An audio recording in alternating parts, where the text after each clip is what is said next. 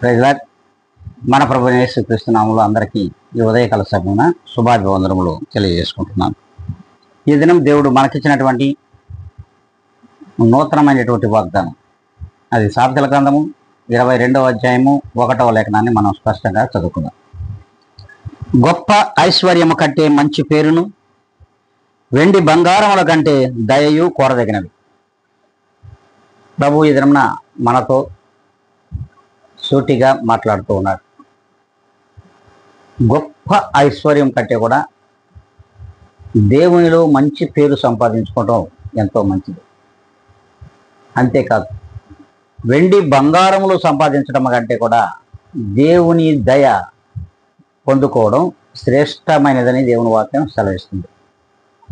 మరి మనం ఈ లోకములో గొప్ప ఐశ్వర్యం కోసం పోకలాడుతున్నాం.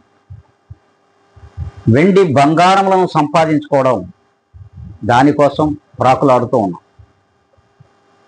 ప్రియమైన విశ్వాసులారా, ఇవి ముఖ్యమైనవి కాదు, ఇవి కోరదగినవి కాదు.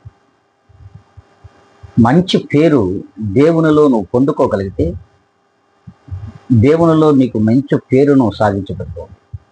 అంతేకాదు, దేవుని యొక్క దయను నీవు ఎంతగా పొందుకుంటే అంత ఐశ్వర్యము దేవునిలో మాత్రమే సంపాదించుకోగలవు. అట్టి దయ మరియు మంచి పేరు ఈ లోకంలో నువ్వు సంపాదించుకోగలిగినట్లయితే నీవు నిజముగా విశ్వాసివి, క్రీస్తు మార్గంలో నడుస్తున్నటువంటి అట్టి దేవుని బిడ్డవు. మరి ఈ రీతిగా ఉందాం అనుకుంటే ఎప్పుడే తలలో ఉంచుకుందాం, కళ్ళు మూసుకుందాం, దేవుని యొక్క ప్రార్థనలో ఏకీపిద్దాం.